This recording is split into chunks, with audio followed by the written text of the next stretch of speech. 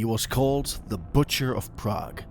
Even among the most ruthless figures of the Third Reich, Reinhard Heydrich stood out, cold, calculating, and utterly merciless. Adolf Hitler once described him as the man with the iron heart. This is the chilling story of Reinhard Heydrich, the architect of the Holocaust, the brutal ruler of occupied Czechoslovakia, and one of the most feared men in Nazi Germany. A man whose reign of terror was precise, systematic, and terrifyingly effective. Reinhard Heydrich was born in 1904 in Halle, Germany, into a family of musicians and aristocratic roots. His father was a composer and opera singer. His mother came from a noble Catholic background. Despite the artistic setting, Heydrich's childhood was far from idyllic.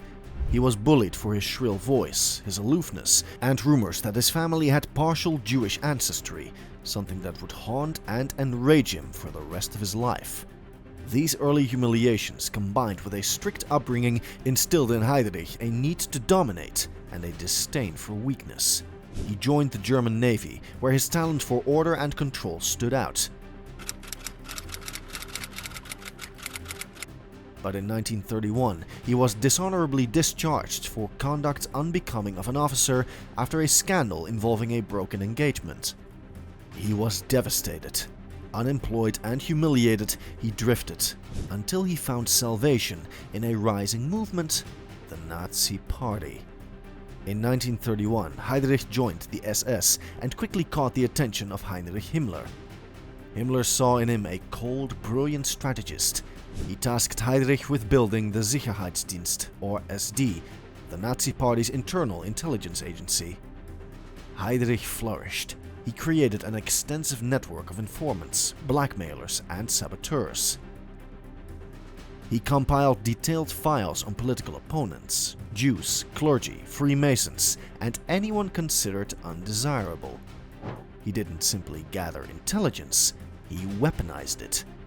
In 1934, Heydrich helped organize the Night of the Long Knives, a purge targeting the leadership of the SA, including Ernst Röhm. It was a brutal consolidation of Hitler's power and a demonstration of Heydrich's willingness to eliminate even fellow Nazis when convenient. In 1938, he coordinated Kristallnacht, a state-orchestrated wave of anti-Jewish pogroms across Germany and Austria. Synagogues were burned, shops looted, homes destroyed, tens of thousands were arrested. Heydrich didn't get his hands dirty. He didn't have to. His weapon was the system itself. By 1939, Heydrich had become head of the Reich Main Security Office, or RSHA, a terrifying umbrella organization that combined the Gestapo, Kripo, and the SD.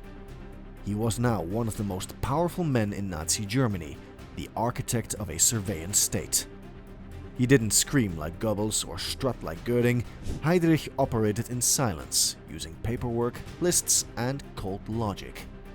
He helped create the Einsatzgruppen, mobile death squads sent into occupied Eastern Europe to eliminate Jews, intellectuals, and political enemies.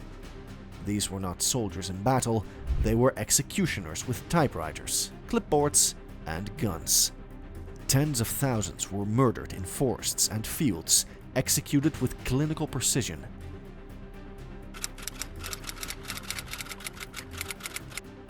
In September 1941, Reinhard Heydrich was appointed acting Reich Protector of Bohemia and Moravia, the modern-day Czech Republic.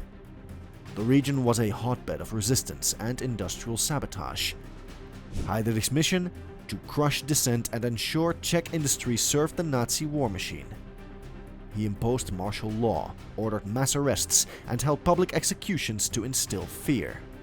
But Heydrich also understood manipulation. He improved rations for compliant workers, increased wages, and promoted loyalty incentives. It was a chillingly effective mixture of terror and reward. Under his rule, resistance networks were shattered. Czech factories reached record output, but behind the apparent order was a landscape of fear and silence. To the world, Prague looked stable. To its people, it was a prison.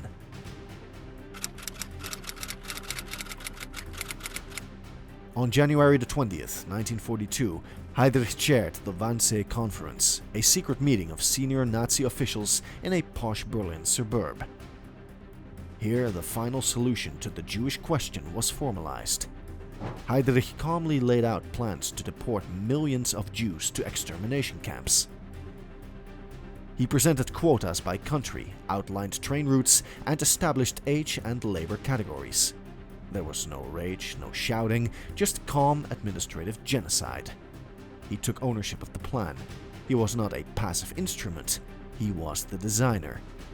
Later, Adolf Eichmann would recall that Heydrich had approved every detail personally. This was mass murder by memorandum. But far away, a counterattack was brewing. In London, the Czech government in exile coordinated with British intelligence to launch Operation Anthropoid, a daring plot to assassinate Heydrich. Two Czechoslovak paratroopers, Jan Kubiš and Josef Gabčík, were trained and dropped into occupied territory. They spent months in hiding, planning their strike. On May 27, 1942, they ambushed Heydrich's open-top car in Prague. Gabčík's gun jammed, but Kubiš's grenade hit its mark. Heydrich was rushed to a hospital. For several days, he seemed to recover, but infection set in. On June 4, 1942, Reinhard Heydrich died. The Nazi response was swift and monstrous. Adolf Hitler was enraged. Himmler and the Gestapo launched a brutal wave of reprisals. The village of Lidice was falsely linked to the resistance. What followed was one of the most infamous Nazi atrocities. All 173 men in the village were executed. Women were deported to Ravensbrück concentration camp. Most children were murdered. The village itself was destroyed, buildings razed, the ground leveled, and Lidice was just one example. Hundreds more were arrested, tortured, or executed in the weeks that followed.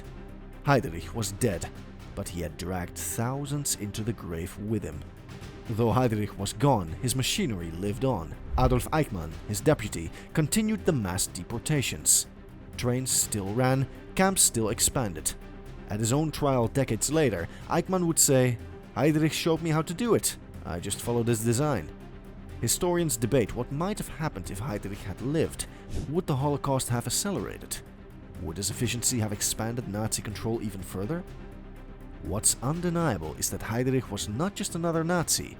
He represented something deeper, the danger of cold administrative evil.